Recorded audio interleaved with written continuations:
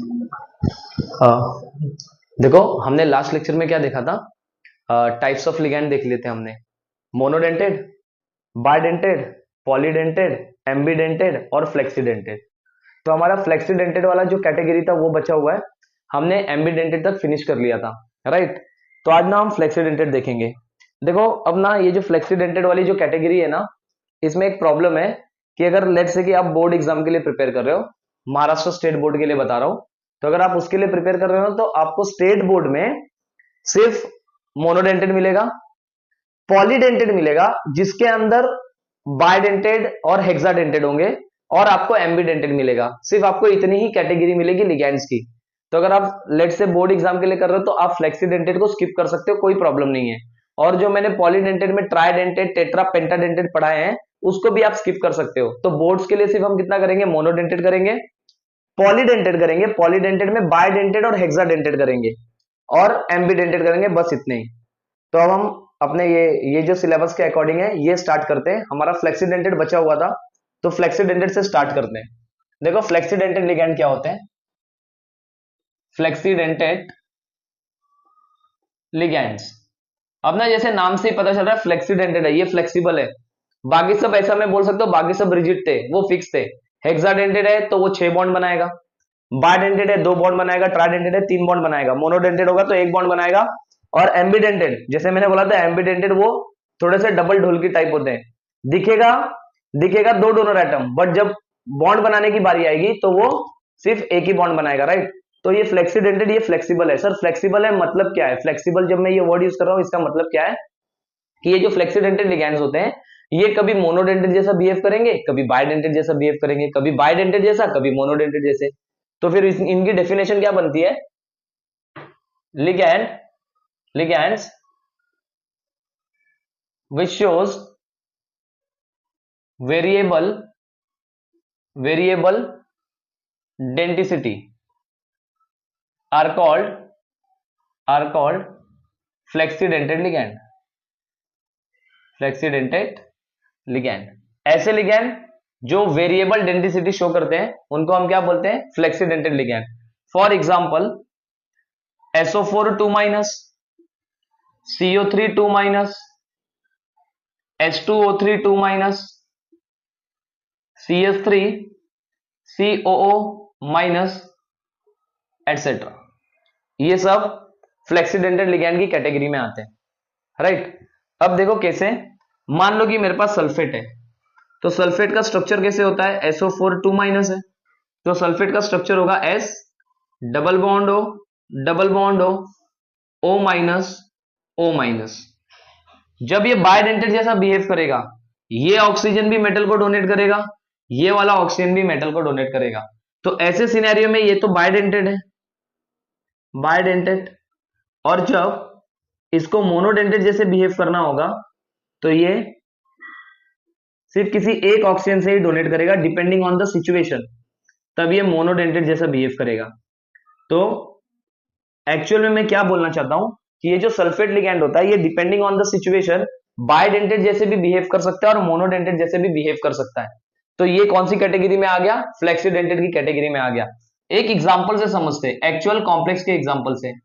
Late से मेरे पास है CO NH3 4 CO3 Br, मेरे पास एक ये कॉम्प्लेक्स है, और मेरे पास एक दूसरा कॉम्प्लेक्स है CO NH3 5 CO3 Br।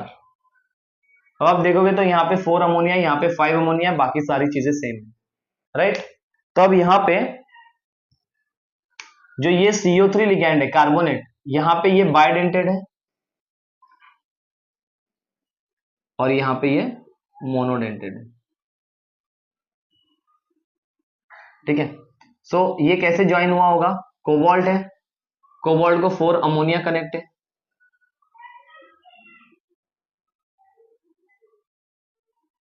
तो यहाँ पे ये carbonate COO, C double bond O, ऐसे। तो यहाँ पे ये बायडेंटेड का रोल प्ले कर रहा है। सिमिलरली इस कॉम्प्लेक्स में CO NH3 NH3 NH3 NH3 NH3 5 ammonia हो गए, तो ये बचा हुआ जो कार्बोनेट होगा वो CO, OCO2 लिखा है मैंने, एक ही ऑक्सीजन ने डोनेट किया। कार्बोनेट कैसा होता है, C डबल बॉन्ड हो, O-, तो एक कैटेगरी, एक सिचुएशन में इसने दोनों ऑक्सीजन से डोनेट किया, जबकि दूसरी कैटेगरी में इसने सिर्फ एक ही ऑक्सीजन से डोनेट किया। ठीक है, देखो कोबाल्ट को यहाँ पे 6 बॉन्ड बनाने थे, राइट, तो 5 अमोनिया ने बना दिए, तो फिर कार्बोनेट ने एक ही बॉन्ड बनाया, बट यहाँ पे भी 6 बॉन्ड बनाने थे, बट 4 ही अमोनिया अवेलेबल थे, इसलिए यहाँ पे कार्बोनेट ने 2 बॉन्ड बना दिए। ठीक है, ये कंप्लीट स्ट्रक्चर होगा, यहाँ पे बाहर Br- होगा, कॉम्प्लेक्स पे +1 का चार्ज, यहाँ पे बाहर Br- होगा, कॉम्प्लेक्स पे +1 का चार्ज। ठीक है, तो ये था हमारा flexidentate ligand. I hope you understand, ये छाप लो, फिर इसके बाद हम आगे चलते हैं, नेक्स्ट कैटेगरी की तरफ बढ़ेंगे, राइट। ठीक है, तो हमने फ्लेक्सीडेंटेड लिगैंड देख लिया। अब अगर आपको याद होगा ना, लास्ट लेक्चर में हमने लिगैंड्स के ना टाइप्स देखे थे हमने, मतलब हमने लिगैंड्स को ना 3 बेसिस पे क्लासिफाई किया था, ऑन 3 बेसिस। पहला हमारा था on the basis of denticity, ठीक है, सेकेंड हमारा था on the basis of charge, and third was nature of bond, nature of bond between metal and ligand, metal and ligand, या फिर मैं ये बोल दूं type of interaction, type of interaction between metal and ligand, ligand किस type का interaction करता है उसके बेसिस पे, मतलब मेटल और लिगैंड के बीच में किस टाइप का इंटरैक्शन होगा उसके बेसिस पे हमारा लिगैंड क्लासिफाई होने वाला है।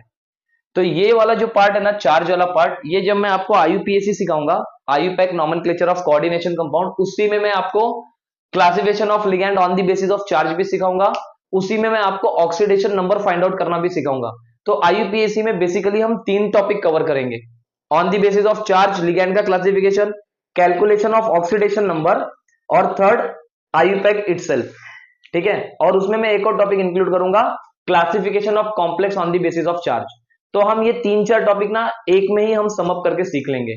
तो हम डायरेक्टली अब जंप करते हैं हमारी third category, classification of ligand on the basis of interaction between the metal and ligand. ठीक है, तो वो स्टार्ट करता हूं मैं, हम वो स्टार्ट करते हैं। देखो अब यहां पे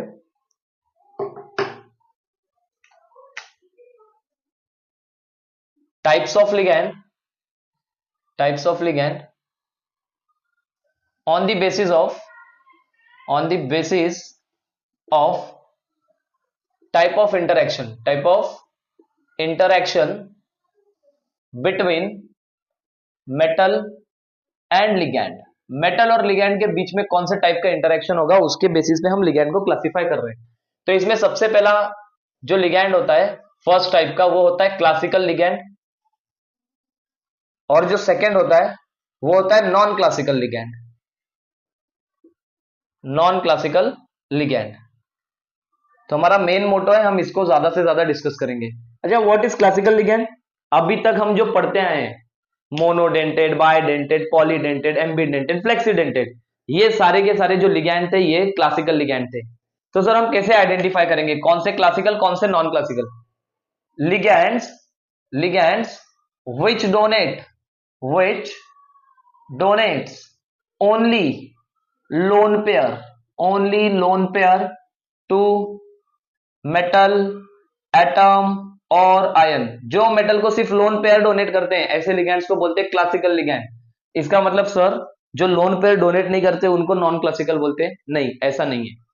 तो इसका क्या डेफिनेशन है? Ligands, ligands which donates lone pair और पाई बॉन्ड, लोन पेयर और pi bond, pi bond rather हम लिख देते pi electron, pi electron to metal ion और atom, atom simultaneously, simultaneously accept, accept electron from metal in their vacant pi star anti-bonding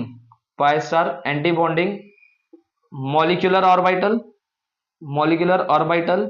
और vacant d orbital। Okay, मतलब ये वाले भी lone pair donate करेंगे जी, ये भी लोन पेयर डोनेट करेंगे या फिर पाई बॉन्ड डोनेट करेंगे, और उसके बदले में मतलब इन्होंने क्या किया, मेटल को इलेक्ट्रॉन डोनेट किया। और अब मुझे एक बात बताओ, मेटल के पास भी पहले से तो कुछ ना कुछ इलेक्ट्रॉन्स होंगे ना, तो एक लिगैंड आया, लिगैंड ने अपना इलेक्ट्रॉन मेटल को डोनेट किया, उसके बदले में मेटल ने क्या किया, अपने फील्ड ऑर्बिटल से, जिस ऑर्बिटल में उसके पास इलेक्ट्रॉन थे, मेटल ने अपने फील्ड ऑर्बिटल से लिगैंड के वैकेंट इलेक्ट्रॉन में वैकेंट ऑर्बिटल में इलेक्ट्रॉन ट्रांसफर किया। मतलब लिगैंड ने मेटल को इलेक्ट्रॉन दिया, उसके बाद मेटल ने अपने फील्ड ऑर्बिटल से लिगैंड के वैकेंट ऑर्बिटल में इलेक्ट्रॉन ट्रांसफर किया। ठीक है, so pi star antibonding molecular orbital vacant d orbital through back bonding. और ये जो ये फिनोमिना हुआ, जब मेटल ने अपने फील्ड ऑर्बिटल से लिगैंड के वैकेंट ऑर्बिटल में इलेक्ट्रॉन ट्रांसफर किया, उसको हमने क्या बोला, बैक बॉन्डिंग बोली। This back bonding is known as synergic bond और synergic bonding। इस कंसेप्ट को हम क्या बोलते हैं, synergic bonding बोलते हैं। ठीक है, क्लियर। मतलब सर क्लासिकल लिगैंड वो जो सिर्फ लोन पेयर डोनेट करेंगे, नॉन क्लासिकल लिगैंड वो जो लोन पेयर या पाई बॉन्ड डोनेट करेंगे मेटल को, बट उसके बदले में मेटल अपने फील्ड ऑर्बिटल से लिगैंड के वैकेंट ऑर्बिटल में इलेक्ट्रॉन डोनेट करेगा थ्रू बैक बॉन्डिंग। उसको हम बैक बॉन्डिंग बोलते हैं या फिर हम क्या बोलते हैं, सिनर्जिक बॉन्ड बोलते हैं। तो अब हम समझते हैं कि सर कौन से ऐसे लिगैंड होते हैं जो मेटल को इलेक्ट्रॉन देते हैं और बदले में इलेक्ट्रॉन एक्सेप्ट करते हैं। ठीक है, तो देखो इसमें ना सबसे फेमस जो लिगैंड है ना वो है कार्बोनिल। इसकी स्टडी बहुत होती है, इसके बहुत सारे एप्लीकेशन है, इसलिए इसकी स्टडी ज्यादा है। कार्बोनिल, इसको हम क्या बोलते हैं, कार्बन मोनोऑक्साइड कार्बोनिल लिगैंड है। ठीक है, ये न्यूट्रल लिगैंड होता है। अब ध्यान से सुनो, थोड़ा सा इसके स्ट्रक्चर पे हम फोकस करते हैं। इसका स्ट्रक्चर होता है C ट्रिपल बॉन्ड O, यहां पे ये, यहां पे C। ठीक है, अब ये कार्बन से इंटरैक्ट होता है मेटल। ठीक है, अब सुनना ध्यान से, बैक बॉन्डिंग का फिनोमिना कैसे स्टार्ट होता है। ये है मेरे पास मेटल, ठीक है, ये है मेटल का वैकेंट ऑर्बिटल, ये है मेटल का वैकेंट ऑर्बिटल। ठीक है, ये है मेरे पास कार्बोनिल। ठीक है, और ये है कार्बोनिल का फील्ड ऑर्बिटल।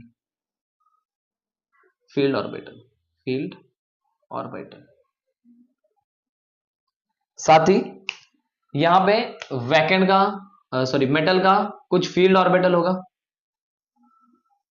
मेटल के ये वो ऑर्बिटल है जिनमें इलेक्ट्रॉन्स हैं, और आपको यहां पे क्लियरली दिख रहा है कार्बन एंड ऑक्सीजन के बीच में पाई बॉन्ड है। तो केमिकल बॉन्डिंग याद करो, जब पाई बॉन्ड बन रहा है मतलब पाई मॉलिक्यूलर ऑर्बिटल बन रहा है, बॉन्डिंग मॉलिक्यूलर ऑर्बिटल बन रहा है।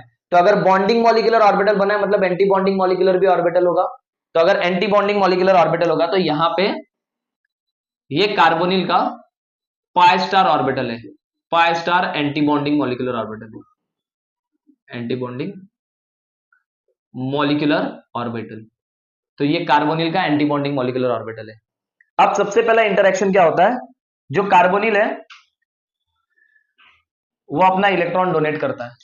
ठीक है, तो अब यहां पे सिनेरियो कैसे बन गया, ये मेटल था, मेटल का वैकेंट ऑर्बिटल था, मेटल के वैकेंट ऑर्बिटल ने लिगैंड के दैट इज कार्बोनिल के फील्ड ऑर्बिटल के साथ इंटरेक्शन कर लिया। ठीक है, क्या हुआ यहां पे, ये मेटल है, ये मेटल का वैकेंट ऑर्बिटल, और यहां पे ये कार्बोनिल का फील्ड ऑर्बिटल, इनके बीच में इंटरेक्शन हो गया, इसको मैंने सिग्मा बॉन्ड बोल दिया। ठीक है, जो कोऑर्डिनेट कोवेलेंट बॉन्ड बन गया। अब second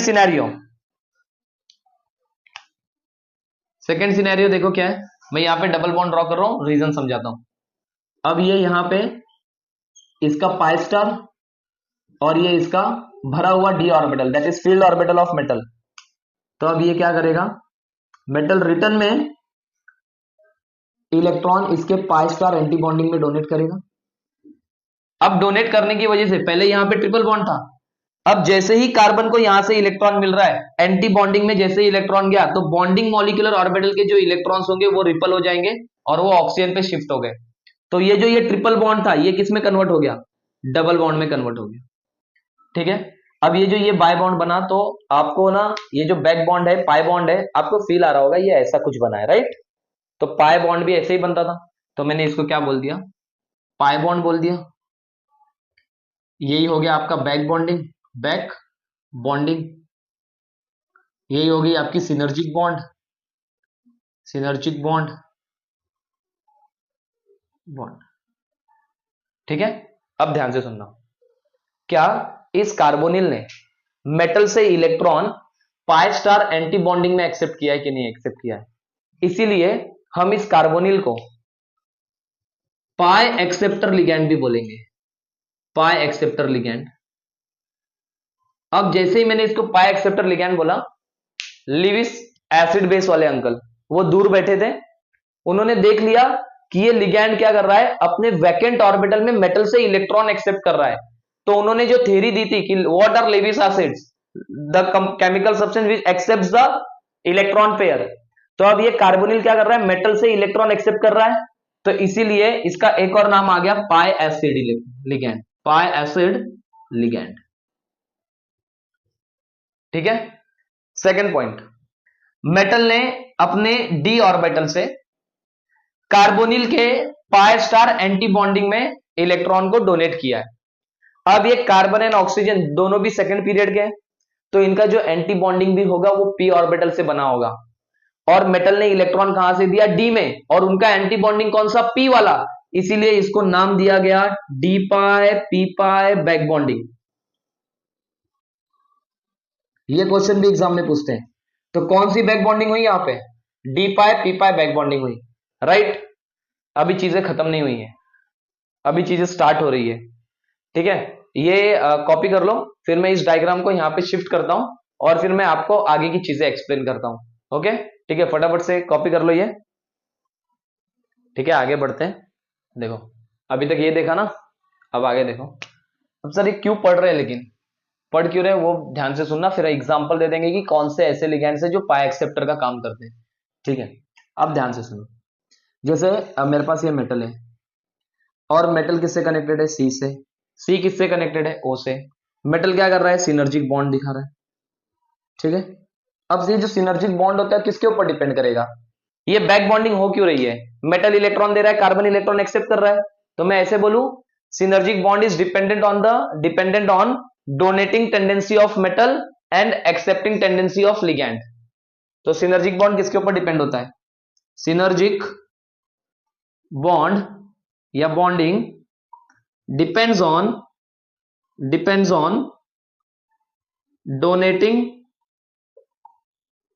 tendency of metal and accepting tendency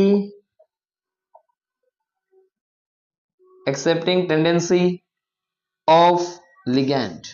तो ये बात हमेशा याद रखेंगे हम, accepting tendency of ligand and donating tendency of metal. मतलब मैं आपको ये बताना चाह रहा हूं, अगर मेरे पास दो मेटल है, एक मेटल की डोनेटिंग टेंडेंसी कम है, एक की ज्यादा है, तो जिसकी डोनेटिंग टेंडेंसी ज्यादा होगी वो ज्यादा पाई बॉन्ड करेगा, वो ज्यादा बैक बॉन्ड करेगा, वो ज्यादा सिनर्जिक बॉन्ड करेगा।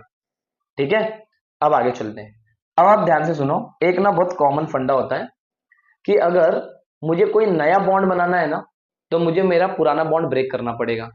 ये सिंपल सा लॉजिक है अंडरस्टैंडिंग के लिए। अगर आपको भी आपकी लाइफ में कोई एक नया बॉन्ड फॉर्म करना है, अब वो किसी भी रिस्पेक्ट में हो, तो आपको आपका एग्जिस्टिंग बॉन्ड ब्रेक करना पड़ेगा। ठीक है, तो अगर आप कहीं पे भी किसी एक से अटैच हो रहे हो तो किसी से डिटैच हो रहे होगे। ठीक है, तो अब यहां पे ना यही सिनेरियो है कि आप ध्यान से सुनो। अब हो क्या रहा है, पहले कार्बन मोनोऑक्साइड अकेला था, अकेला घूम रहा था, कार्बन एंड ऑक्सीजन के बीच में बॉन्डिंग थी, वो दोनों खुश थे। ठीक है, अब ये कार्बन मोनोऑक्साइड है, उसने देखा मेटल को, और मेटल को क्या कर दिया, इलेक्ट्रॉन डोनेट कर दिया। इलेक्ट्रॉन डोनेट कर दिया तो कोऑर्डिनेट कोवेलेंट बॉन्ड बन गया। अब वो मेटल से भी अटैच हो रहा है, मतलब अभी जो कार्बन है ये मेटल से भी अटैच हो गया और साइमल्टेनियसली वो ऑक्सीजन से भी कनेक्टेड है। बट अब मेटल क्या निकला, मेटल चालक निकला, उसके पास है डोनेटिंग टेंडेंसी। अब मेटल क्या कर रहा है, मेटल क्या कर रहा है, अपने इलेक्ट्रॉन्स क्या कर रहा है, डी ऑर्बिटल से सीओ के एंटी बॉन्डिंग में इलेक्ट्रॉन को ट्रांसफर कर रहा है। तो अब धीरे धीरे अगर आप बात समझो तो पहले तो इनके बीच में एक ही बॉन्ड था। अब जैसे ही मेटल अपना इलेक्ट्रॉन ट्रांसफर करेगा वैसे ही कार्बन और मेटल के बीच में दूसरा बॉन्ड बनना स्टार्ट हो जाएगा। मतलब कार्बन और मेटल क्या होने स्टार्ट हो जाएंगे, पास आने स्टार्ट हो जाएंगे। तो यहां पे हमने कैसे देखा था, ये एक बॉन्ड है, जैसे ही मेटल ने इलेक्ट्रॉन दिया वैसे ये एक बॉन्ड क्या होगा, ब्रेक होना स्टार्ट हो जाएगा। इसका मतलब कार्बन एंड ऑक्सीजन का बॉन्ड ब्रेक होना स्टार्ट हो रहा है, जबकि मेटल और कार्बन में एक और नया बॉन्ड बनने जा रहा है। तो अगर मेटल और कार्बन में नया बॉन्ड बनेगा तो मेटल और कार्बन पास आएंगे, साइमल्टेनियसली कार्बन एंड ऑक्सीजन का बॉन्ड ब्रेक हो रहा है तो कार्बन एंड ऑक्सीजन दूर जाएंगे। तो ये सिनर्जिक बॉन्ड की वजह से होता क्या है, जो सीओ बॉन्ड लेंथ है, कार्बन एंड ऑक्सीजन दूर जा रहे हैं तो CO bond length, CO bond length increases, CO bond length increases due to synergic bond या back bond, due to synergic bond CO bond length increases. अगर CO की bond length increase होगी तो CO bond order, CO bond order decreases. Sir bond order कैसे decrease हो सकता है, देखो व्हाट इज बॉन्ड ऑर्डर, हमने केमिकल बॉन्डिंग में पढ़ा है किसी भी दो एटम्स के बीच में कितने बॉन्ड होंगे। अगर दो एटम है उसके बीच में एक बॉन्ड है तो वो इस डिस्टेंस पे है, दो बॉन्ड होंगे तो वो पास आ जाएगा, तीन बॉन्ड होगा तो और पास आ जाएगा। Bond is nothing but the force of attraction. जितना ज्यादा बॉन्ड होगा दो एटम्स के बीच में उतना ज्यादा वो एक दूसरे के क्लोज होंगे। तो जैसे जैसे बॉन्ड ऑर्डर इंक्रीज होता है, मतलब दो एटम्स के बीच में नंबर ऑफ बॉन्ड्स को अगर आप इंक्रीज करोगे, मतलब बॉन्ड ऑर्डर को इंक्रीज करोगे तो उनकी बॉन्ड लेंथ कम होने लगेगी। तो साइमल्टेनियसली अगर आप बॉन्ड ऑर्डर को डिक्रीज कर रहे हो, मतलब अगर आप बॉन्ड ब्रेक करके बॉन्ड्स के नंबर को कम कर रहे हो तो उनकी बॉन्ड लेंथ इंक्रीज होने लगेगी। तो बॉन्ड ऑर्डर और बॉन्ड लेंथ एक दूसरे के इनवर्सली प्रोपोर्शनल होते हैं। जितना ज्यादा बॉन्ड ऑर्डर उतनी कम बॉन्ड लेंथ, और जितना कम बॉन्ड ऑर्डर उतनी ज्यादा बॉन्ड लेंथ। तो यहाँ पे कार्बन एंड ऑक्सीजन दूर हो रहे हैं, ट्रिपल से डबल में कन्वर्ट हो रहा है, सीओ की बॉन्ड लेंथ बढ़ेगी, सीओ की बॉन्ड लेंथ बढ़ेगी तो सीओ का बॉन्ड ऑर्डर कम होगा। ठीक है, साइमल्टेनियसली अब एक कंसेप्ट देखो, कार्बन एंड ऑक्सीजन तो एक दूसरे से दूर हो रहे हैं तो उनका बॉन्ड लेंथ इंक्रीज हो रहा है और बॉन्ड ऑर्डर डिक्रीज हो रहा है, बट उसी के कॉन्ट्राडिक्टरी मेटल और कार्बन पास आ रहे हैं। तो मतलब metal carbon bond length, metal carbon bond length decreases, उनकी बॉन्ड लेंथ डिक्रीज हो रही है, सिंगल से डबल बॉन्ड बन रहा है। इसका मतलब metal carbon bond order increases, तो मेटल और कार्बन का बॉन्ड ऑर्डर इंक्रीज होगा। ठीक है, तो ये समझ आ रहा है आपको, सीओ का बॉन्ड लेंथ इंक्रीज तो उसका बॉन्ड ऑर्डर डिक्रीज, मतलब बॉन्ड में जो भी चेंज आएगा उसका अपोजिट चेंज बॉन्ड ऑर्डर में आता है, या फिर मैं ऐसे बोल दूं बॉन्ड ऑर्डर में जो भी चेंज आएगा उसका अपोजिट चेंज बॉन्ड लेंथ में आता है। क्लियर हो गया। तो आपको यहीं पे दो से या दो से ज्यादा कॉम्प्लेक्स देंगे और आपको पूछ लेंगे कि कौन से कॉम्प्लेक्स में कार्बोनिल में कार्बन एंड ऑक्सीजन की बॉन्ड लेंथ ज्यादा है और किसमें कम है, तो कंपैरिजन करवाते हैं। तो जैसे हम एक एग्जांपल लेके कंपैरिजन करते हैं, उसके पहले ना मैं एक छोटा सा टर्म बता देता हूं आपको। जैसे मैं आपको एक एग्जांपल देता हूं, मेरे पास ना दो एटम है, ठीक है, ए ट्रिपल बॉन्ड बी है, ऐसे ट्रिपल बॉन्ड से जुड़े हुए हैं, और ए सिंगल बॉन्ड बी है।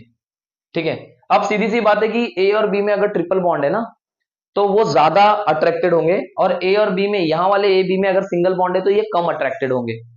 तो अगर सोचो मुझे ए और बी को स्ट्रेच करना है, ए और बी को स्ट्रेच करना है तो मुझे ज्यादा फोर्स लगेगा, ए और बी को स्ट्रेच करने के लिए ज्यादा एनर्जी देनी पड़ेगी। कौन से वाले ए और बी को, इस वाले ए और बी को, ये डैश वाले ए डैश बी डैश। तो अगर ए और बी को मुझे स्ट्रेच करना है तो मुझे ज्यादा एनर्जी देनी पड़ेगी, क्योंकि ये दोनों एक दूसरे से बहुत ज्यादा टाइटली कनेक्टेड है, जबकि ये सिंगल बॉन्ड है और सिंगल बॉन्ड से कनेक्टेड है, तो इनको स्ट्रेच करने के लिए मुझे ज्यादा एनर्जी नहीं देनी पड़ेगी। तो अब यहां पे एक कंसेप्ट क्या है, देखो न्यू सीओ, क्या पढ़ेंगे इसको, न्यू सीओ, इसको बोलते हैं vibrational stretching frequency, vibrational stretching frequency. ठीक है, देखो ये जो कंसेप्ट है sir, what is stretching frequency, ये आपके लिए आउट ऑफ द बॉक्स है, what is it, what it is, और इससे हम क्या करते हैं, क्यों यूज करते हैं, ये सब आपको नहीं है। आपको डायरेक्टली ये टर्म है तो क्वेश्चन में डायरेक्टली आपको यही पूछेंगे, तो आप मतलब समझ लो, मैंने आपको रफली मतलब बता दिया। स्ट्रेचिंग फ्रीक्वेंसी, स्ट्रेच करने के लिए इनको ज्यादा एनर्जी लगेगी, इनको कम एनर्जी लगेगी। यहाँ पे बॉन्ड ऑर्डर ज्यादा है, यहाँ पे बॉन्ड ज्यादा है, ज्यादा अट्रैक्टेड है, तो इनकी वाइब्रेशनल फ्रीक्वेंसी ज्यादा होगी, इनकी वाइब्रेशनल फ्रीक्वेंसी क्या होगी, कम होगी। ठीक है, तो अब ये जो स्ट्रेचिंग फ्रीक्वेंसी है, ट्रिपल बॉन्ड में स्ट्रेचिंग फ्रीक्वेंसी ज्यादा थी, सिंगल बॉन्ड में कम है। इसका मतलब सर यहाँ पे बॉन्ड ऑर्डर 3 था ट्रिपल बॉन्ड में, और सिंगल बॉन्ड में बॉन्ड ऑर्डर 1 है, तो ये डायरेक्टली प्रोपोर्शनल होती है बॉन्ड ऑर्डर के। जितना ज्यादा बॉन्ड ऑर्डर होगा उतनी ज्यादा स्ट्रेचिंग फ्रीक्वेंसी होगी। तो ये सीओ का स्ट्रेचिंग फ्रीक्वेंसी बॉन्ड ऑर्डर पे डिपेंड करेगा, जितना ज्यादा बॉन्ड ऑर्डर होगा उतनी ज्यादा स्ट्रेचिंग फ्रीक्वेंसी होगी।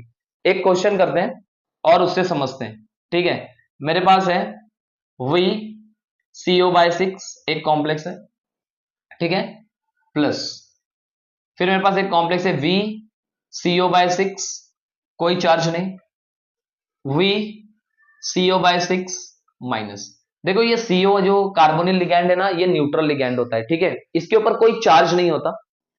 तो अब पहले हम ना इनकी ना ऑक्सीडेशन स्टेट कैलकुलेट कर लेते हैं। मैंने आपको क्वेश्चन क्या पूछा है पता है?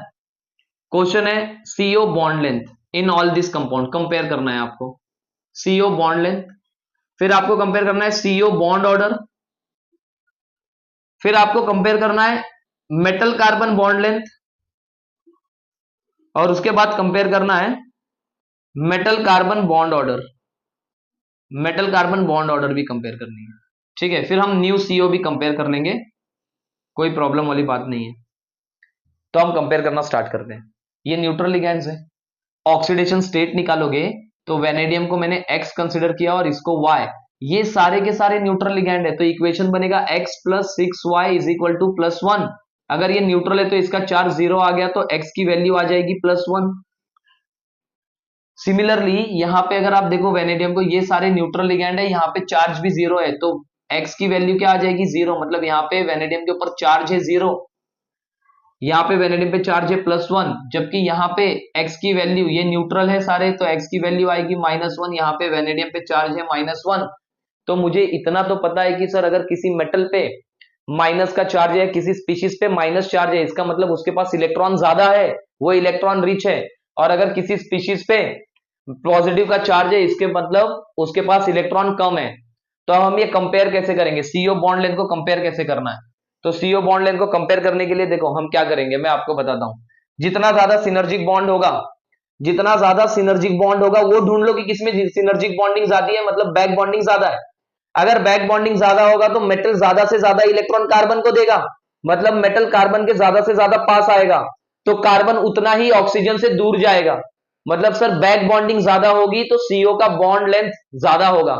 इसका मतलब back bonding is directly proportional to CO bond length, CO bond length, and back bonding is inversely proportional to metal carbon bond length. Back bonding ज्यादा होगी तो मेटल कार्बन के ज्यादा पास आ जाएगा ना, तो बैक बॉन्डिंग ज्यादा, तो मेटल और कार्बन की बॉन्ड छोटी हो जाएगी, और जैसे ही मेटल और कार्बन पास आ गए तो कार्बन ऑक्सीजन दूर चले जाएंगे, तो बैक बॉन्डिंग ज्यादा होगी तो कार्बन एंड ऑक्सीजन का जो बॉन्ड लेंथ होगा वो ज्यादा हो जाएगा, राइट। तो यही ढूंढना है हमें।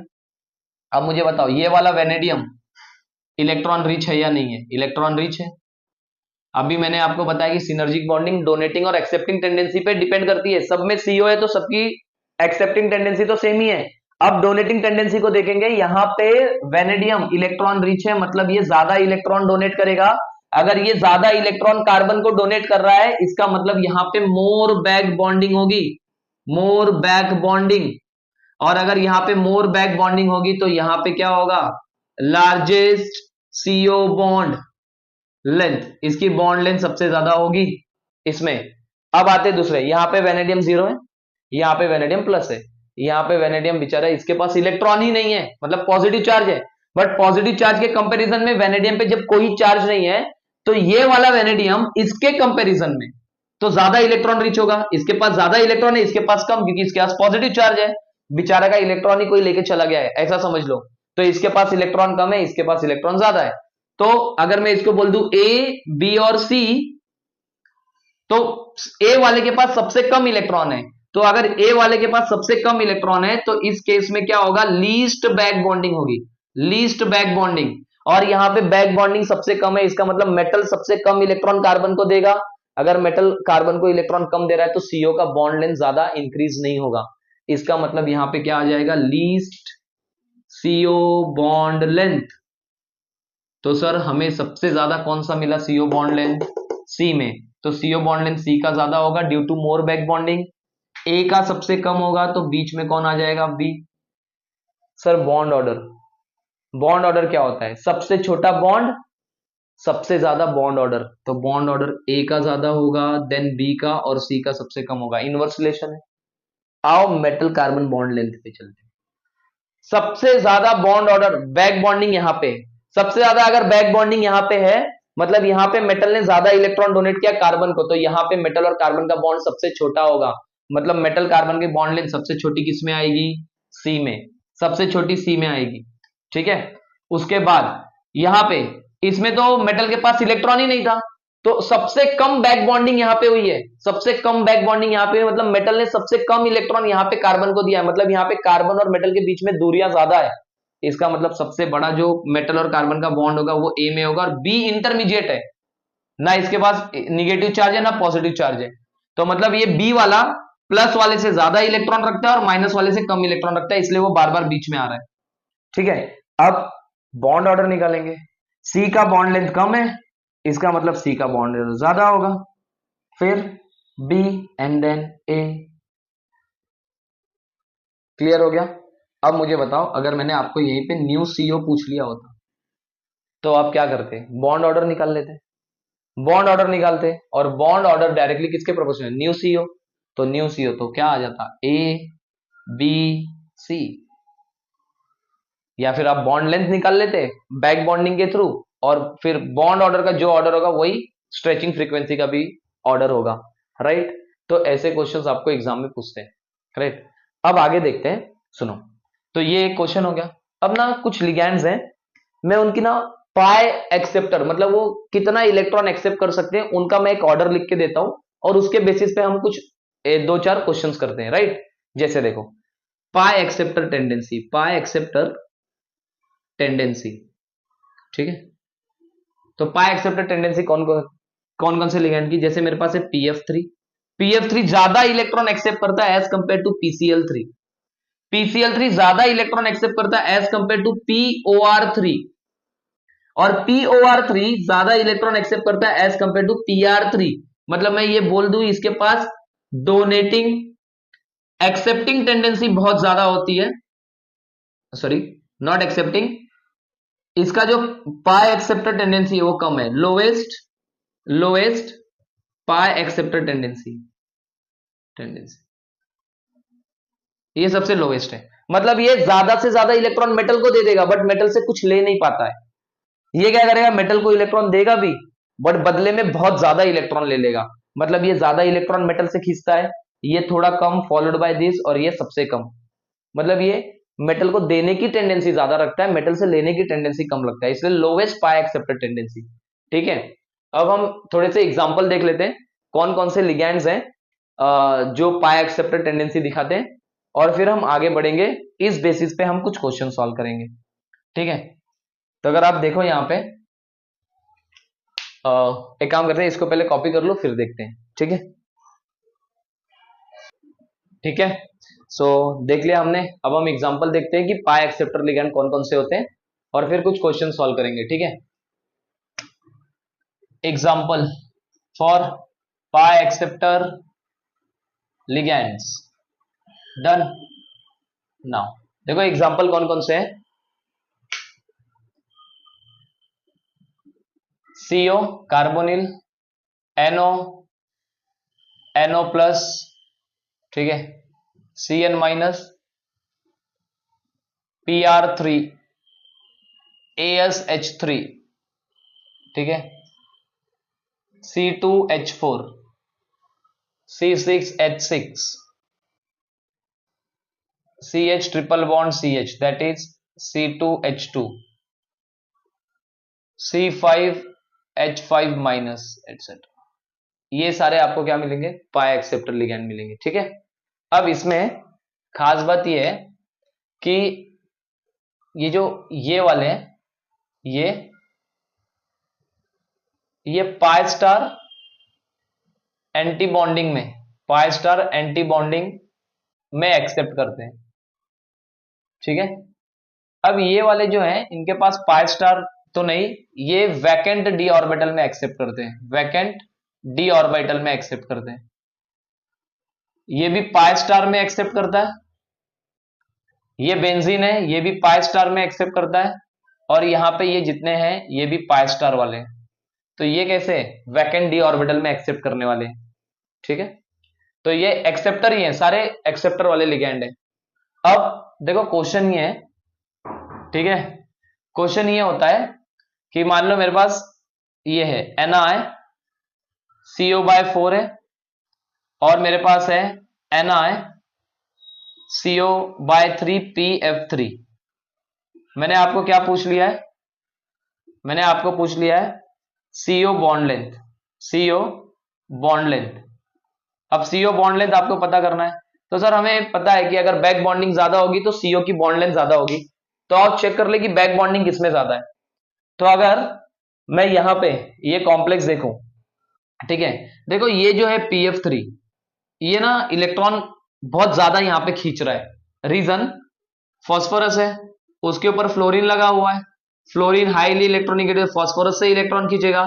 तो फॉस्फोरस से अगर वो इलेक्ट्रॉन खींचेगा तो फॉस्फोरस जिससे कनेक्टेड है फॉस्फोरस उससे इलेक्ट्रॉन खींचेगा, क्योंकि फॉस्फोरस में यहाँ पे डेल्टा पॉजिटिव चार्ज डेवलप होने लगता है, राइट। ये एरो ऐसे, फ्लोरीन इलेक्ट्रॉन खींच रहा है, फ्लोरीन इलेक्ट्रॉन खींच रहा है, फ्लोरीन इलेक्ट्रॉन खींच रहा है, फॉस्फोरस में पॉजिटिव चार्ज आ गया। अब फॉस्फोरस जिससे कनेक्ट है, वो फॉस्फोरस जिससे कनेक्ट है उससे बहुत ज्यादा इलेक्ट्रॉन खींच लेगा। तो यहां पे ये क्या कर रहा है, इलेक्ट्रॉन विड्रॉइंग, इलेक्ट्रॉन विड्रॉ कर रहा है। अगर ये इलेक्ट्रॉन विड्रॉ कर रहा है, इसका मतलब ये क्या कर रहा होगा, मेटल को इलेक्ट्रॉन डेफिशिएंट बना रहा है, इलेक्ट्रॉन डेफिशिएंट बना रहा है। अगर ये मेटल को इलेक्ट्रॉन डेफिशिएंट बना रहा है, इसका मतलब क्या हो गया, यहां पे बैक बॉन्डिंग कम हो जाएगी, क्योंकि बैक बॉन्डिंग के लिए मेटल के पास इलेक्ट्रॉन होने चाहिए। अब वो मेटल से इलेक्ट्रॉन खींच के लेके चला गया, तो यहाँ पे बैक बॉन्डिंग कम हो गई। बैक बॉन्डिंग कम हो गई तो CO बॉन्ड लेंथ भी क्या हो जाएगी, डिक्रीजेस। CO बॉन्ड लेंथ भी क्या होगी, डिक्रीजेस। तो इसका मतलब यहाँ पे बैक बॉन्डिंग ज्यादा है, मोर बैक बॉन्डिंग, तो मोर CO बॉन्ड लेंथ। तो अगर मैं इसको बोल दूं A, इसको बोल दूं B, तो CO बॉन्ड लेंथ का ऑर्डर आ जाएगा A greater than B, right. Next मेरे पास एक और कॉम्प्लेक्स है, लेट्स से NaCO/4, ठीक है, और NaCO/3PMe3। बात समझो, what is Me, methyl group की बात हो रही है। ये फॉस्फोरस है, इस पे लगा है Me मतलब मिथाइल, तो ये इलेक्ट्रॉन डोनेट करेगा, ये इलेक्ट्रॉन डोनेट करेगा, तो फॉस्फोरस पे ये डेल्टा नेगेटिव का चार्ज लेके आएगा, डेल्टा नेगेटिव का चार्ज लेके आएगा। मतलब अब फॉस्फोरस इलेक्ट्रॉन रिच बन रहा है, तो ये ज्यादा से ज्यादा इलेक्ट्रॉन मेटल को देगा। अगर ये ज्यादा से ज्यादा इलेक्ट्रॉन मेटल को देगा तो मेटल इलेक्ट्रॉन रिच हो जाएगा। तो यहां पे मेटल इलेक्ट्रॉन रिच हो रहा है, क्योंकि ये इलेक्ट्रॉन डोनेट कर रहा है। अब आप बोलोगे सर आपने तो बताया था ये एक्सेप्ट भी करता है। जी हाँ, ये एक्सेप्ट भी करता है, बट डोनेशन के कंपैरिजन में इसका एक्सेप्टेंस बहुत कम है, तो ये ज्यादा डोनेशन कर देगा, ज्यादा डोनेशन करेगा। मेटल इलेक्ट्रॉन रिच हो गया, मेटल इलेक्ट्रॉन रिच हो गया तो वो कार्बन को बैक बॉन्डिंग से अपने पास बुलाएगा। अगर बैक बॉन्डिंग होगी तो यहां पे क्या हो जाएगी, मोर बैक बॉन्डिंग। मोर बैक बॉन्डिंग मतलब मोर CO बॉन्ड लेंथ। तो इसका मतलब अगर मैं बात करूं A और B की, तो इस बार B की bond length, CO bond length, CO bond length ज्यादा है, A की कम है।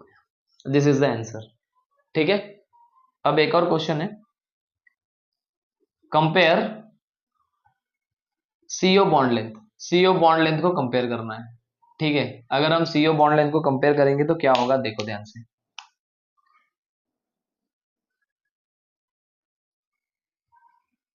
NaCO/3PF3, NaCO/3PMe3। अब ये पाई एक्सेप्टर, ये ज्यादा एक्सेप्ट करता है, देता कम है। ये डोनर है, डोनर, ये ज्यादा डोनेट करेगा। तो अगर ये डोनर है, ये एक्सेप्टर है, तो ये मेटल को क्या करेगा, डेफिशिएंट, डेफिशिएंट, इलेक्ट्रॉन डेफिशिएंट, खींच रहा है ना इलेक्ट्रॉन PF3, जबकि ये डोनेट करेगा तो ये क्या करेगा, मेटल को रिच मेटल रिच है, मेटल रिच है तो मोर बैक बॉन्डिंग होगी, मोर बैक बॉन्डिंग होगी, मोर बैक बॉन्डिंग होगी तो मोर सीओ बॉन्ड लेंथ होगा, मोर सीओ बॉन्ड लेंथ। तो अगर मैं कंपेयर करूं ए एंड देन बी, तो बी की सीओ बॉन्ड लेंथ ज्यादा होगी ए से। This is your CO bond length now. ठीक है, अब आगे चलते हैं। ये क्वेश्चन दिया गया, which of the following complex will have higher CO bond length. तो सर अब यहाँ पे आपको देखना है, ठीक है, तो एक काम करते हैं, इसको होमवर्क में रखते हैं, राइट। ठीक है, आप मुझे बताओगे कि किसकी इसमें सीओ बॉन्ड लेंथ किसमें ज्यादा होगा। उसके बाद हम थोड़ा सा एक इंपॉर्टेंट टॉपिक है वो कर लेते हैं। इंपॉर्टेंट टॉपिक क्या है, ध्यान से सुनना। जो फ्री सीओ होता है ना, फ्री सीओ मतलब जब वो किसी से कनेक्टेड नहीं है, फ्री सीओ, तब इसकी जो बॉन्ड लेंथ होती है, बॉन्ड लेंथ वो होती है 1.128 एंगस्ट्रॉम, 1.128 एंगस्ट्रॉम। जब यही सीओ एक मेटल से जुड़ गया और पाई एक्सेप्टर ऐसे पाई एक्सेप्टर वाला काम करने लगा, तब इसकी बॉन्ड लेंथ इंक्रीज हो जाएगी ना, सीओ की बॉन्ड लेंथ इंक्रीज होती है ड्यू टू सिनर्जिक बॉन्डिंग, तो इसकी बॉन्ड लेंथ बन जाती है 1.150 एंगस्ट्रॉम, एक मेटल से कनेक्टेड है तो। तब आपको क्वेश्चन क्या आ गया कि sir CO bond length in FeCO5 तो क्या होगी। तो सर ये तो बॉन्डिंग के पहले वाला है, फ्री वाला है, तो ये नहीं होगा। तो हमने क्या पढ़ा, 150, that is answer is B, easy. ठीक है, आओ इसको कॉपी कर लो, फिर हम आगे चलते। 5 मिनट का छोटा सा कंसेप्ट है वो करते हैं, फिर सम अप करते हैं। ठीक है, ठीक है, हमने सीओ बॉन्ड लेंथ के क्वेश्चंस देख लिए, समझ आ गया हमें कि हम कैसे उसका आंसर निकालेंगे। ठीक है, अगर ऐसे क्वेश्चंस आ गए तो कैसे अप्रोच करना है। अब एक छोटा सा कंसेप्ट है, देखो अब ना कुछ लिगैंड्स ना ऐसे होते हैं जिनके पास ना देने के लिए लोन पेयर नहीं होता है, बट स्टिल वो मेटल को इलेक्ट्रॉन डोनेट करते हैं थ्रू देयर पाई बॉन्ड्स। ठीक है, अपने पाई बॉन्ड्स के थ्रू करते हैं या फिर वो कॉन्जुगेशन के थ्रू पाई बॉन्ड को डोनेट करते हैं। ऐसे लिगैंड्स के लिए हम एक टर्म यूज करते हैं, हेप्टेसिटी। ठीक है, ऐसे बहुत सारे लिगैंड है जिनके पास देने के लिए लोन पेयर नहीं होता तो वो अपना पाई बॉन्ड डोनेट करते हैं।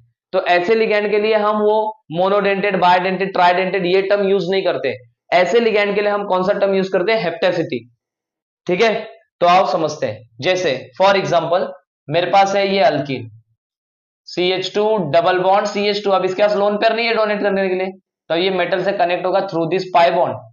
तो इसने अपना पाई बॉन्ड डोनेट किया, लेकिन अब बात समझो, जब इसने अपना पाई बॉन्ड डोनेट किया, that is pi electron donate किया, तो ये जो इलेक्ट्रॉन्स है वो इस कार्बन का है, इस कार्बन का है।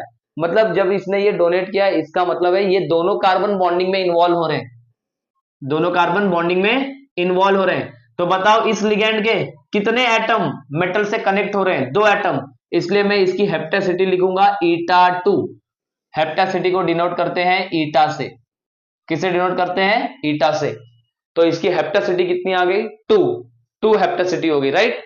अब ये अल्किन बहुत मजेदार कंपाउंड है। ठीक है, मैं अभी इसके बाद ना आपको एक जीज सॉल्ट का कंस्ट्रक्शन समझाऊंगा कि जीज सॉल्ट क्या होता है, उसमें ये कंसेप्ट यूज होगा।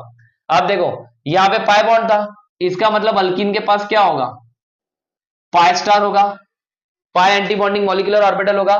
तो यहां पे मेटल क्या कर सकता है, सिनर्जिक बॉन्ड दिखा सकता है, और अगर सिनर्जिक बॉन्ड दिखाएगा तो कार्बन कार्बन की बॉन्ड लेंथ इंक्रीज होने लगेगी बैक बॉन्डिंग की वजह से, राइट। तो ये कंसेप्ट होता है। तो यहां पे क्या आ गया, ईटा 2। तो खैर हेप्टेसिटी पे डिस्कस करते हैं अब आगे। तो इसकी हेप्टेसिटी 2 आ गई क्योंकि 2 एटम कनेक्टेड थे। मान लो मेरे पास ये एटम है ऐसे, ये वाला मॉलिक्यूल है ऐसे ऐसे, इधर निगेटिव चार्ज है, इसको बोलते हैं साइक्लो पेंटा डाइइनाइल एनायन, साइक्लोपेंटा डाइइनाइल एनायन। ठीक है, अब इसमें क्या हो रहा है, अब इसमें हमें हेप्टेसिटी चेक करनी है। तो अब यहां पे अगर आप देखोगे ना, तो ये लिगैंड कॉन्जुगेशन में भी जा सकता है, और कॉन्जुगेशन में जाएगा तो कुछ ऐसा बनाएगा माइनस। तो अगर मान लो कि ये मेटल सॉरी ये कंपाउंड ऐसे जुड़ रहा है, सिर्फ इस निगेटिव चार्ज के थ्रू मेटल को डोनेट कर रहा है, तो मैं एक ही एटम इन्वॉल्व है, तो मैं इसकी हेप्टेसिटी लिखूंगा 1। ठीक है, या फिर मैं ऐसे लिखूंगा हेप्टेसिटी 1 C5H5। आप काउंट कर लो, 5 कार्बन है और 5 हाइड्रोजन होंगे। ठीक है, नेक्स्ट इसको मैं लिखूंगा सिग्मा C5H5, एक ही बॉन्ड बना रहा है ना ये, तो सिग्मा C5H5 से डिनोट करूंगा, राइट। नेक्स्ट अगर ये कॉन्जुगेशन में ऐसे जाके अगर ये पूरा का पूरा डोनेट कर रहा है, पूरा कॉन्जुगेशन, पूरा पाई इलेक्ट्रॉन क्लाउड बोलते हैं इसको, कॉन्जुगेशन में जाने के बाद डोनेट हुआ तो पाई इलेक्ट्रॉन क्लाउड डोनेट हो गया। तो इस पाई इलेक्ट्रॉन क्लाउड में ये कार्बन, ये कार्बन, ये कार्बन, ये कार्बन, ये कार्बन, सारे कार्बन के इलेक्ट्रॉन इन्वॉल्व है। तो यहां पे मतलब 5 कार्बन कनेक्ट हो रहे हैं। इसका मतलब ये क्या आ गया, ईटा 5 C5H5, या फिर मैं इसको बोलूंगा पाई C5H5। अब आपको क्वेश्चन पूछ सकते हैं कि कितने इलेक्ट्रॉन डोनर है। तो आप मुझे एक बात बताओ, जब इसने ऐसे किया तो 2 इलेक्ट्रॉन डोनर था, तो इस केस में ये 2 इलेक्ट्रॉन डोनर है, जबकि इस केस में ये कितने इलेक्ट्रॉन डोनर बन रहा है, 1 2 3 4 5 6, तो इस केस में ये कितना है, 6 इलेक्ट्रॉन डोनर। यहां से भी क्वेश्चंस आते हैं। ठीक है, नाउ नेक्स्ट अगर मैं बात करूं बेंजीन की, वो जो मैंने C5H5 लिखा था ना वहां पे, वो इसी लिगैंड के बारे में लिखा था। बात करूं मैं बेंजीन की, तो आपको ये दिख रहा है बेंजीन, बेंजीन ऐसे होता है, पाई इलेक्ट्रॉन क्लाउड डोनेट कर दिया मेटल को, तो इसकी हेप्टासिटी कितनी आ गई, 6, क्योंकि 6 एटम्स लिगैंड के लिंक्ड हो रहे हैं मेटल से, और कितना है, 6 पाई इलेक्ट्रॉन। ठीक है, या फिर मैं ऐसे बोलता हूं 6 इलेक्ट्रॉन डोनर, 6 इलेक्ट्रॉन डोनर। ठीक है, आगे एक और मॉलिक्यूल है CH2 double bond CH, CH2 negative. इसका रेजोनेटिंग फॉर्म ऐसे बनेगा CH2 CH CH2, ये पूरा निगेटिव चार्ज ऐसे डीलोकलाइज हो रहा है। ठीक है, अब इसमें 2 सिनेरियो, ये ऐसे भी कनेक्ट हो सकता है मेटल को थ्रू निगेटिव चार्ज ओनली, तो एक ही एटम कनेक्ट हुआ तो हेप्टासिटी 1 C3H5, या फिर सिग्मा C3H5 बोलूंगा, और 2 इलेक्ट्रॉन डोनर है, 2 इलेक्ट्रॉन डोनर। जबकि अगर ये ऐसे कनेक्ट हुआ CH2 CH CH2, ये अपने अगर इसने अपना पूरा का पूरा पाई इलेक्ट्रॉन क्लाउड डोनेट किया मेटल को, तो हेप्टासिटी आ गई 3 C3H5, या फिर बोलूंगा 5 C3H5, 4 इलेक्ट्रॉन डोनर, 2 यहां के 2 यहां के, तो कितने हो गए, 4 इलेक्ट्रॉन डोनर। सिमिलरली आप मुझे इसकी हेप्टासिटी बताओगे। ठीक है, ये हो गया हेप्टासिटी का कंसेप्ट। इसमें ये लिगैंड एक ऐसे कनेक्ट हो सकता है जिसमें हेप्टासिटी 1 और सिग्मा बोलेंगे 2 इलेक्ट्रॉन डोनर, 2 इलेक्ट्रॉन डोनर। ठीक है, और ये फॉर्मूला क्या आएगा, यहां पे एक H है, यहां पे एक H है, यहां पे एक H है, तो ये आएगा C3H3 सिग्मा C3H3। अच्छा, अगर ये ऐसे कनेक्ट होता है थ्रू पाई इलेक्ट्रॉन क्लाउड से, तो हेप्टासिटी कितनी आ गई, 3 C3H3, और कितने, 4 इलेक्ट्रॉन डोनर, 4 इलेक्ट्रॉन डोनर। ठीक है, या फिर पाई C3H3। तो ये खत्म हुआ हमारा हेप्टासिटी का कंसेप्ट। अब हम बात करेंगे जीट सॉल्ट के बारे में, व्हाट इज जीट सॉल्ट, और उसे कुछ कंस्ट्रक्शन को समझेंगे हम। लाइक कंस्ट्रक्शन मतलब वो कंपाउंड कैसे होता है, उसकी ज्योमेट्री को अंडरस्टैंड करेंगे, उसकी हाइब्रिडाइजेशन को अंडरस्टैंड करेंगे। ठीक है, तो अब आगे पढ़ेंगे जीट सॉल्ट के बारे में। ठीक है, सो अब यहाँ के आज के लिए इतना ही, फिर आगे हम जीट सॉल्ट से कंटिन्यू करेंगे। ठीक है, थैंक यू सो मच।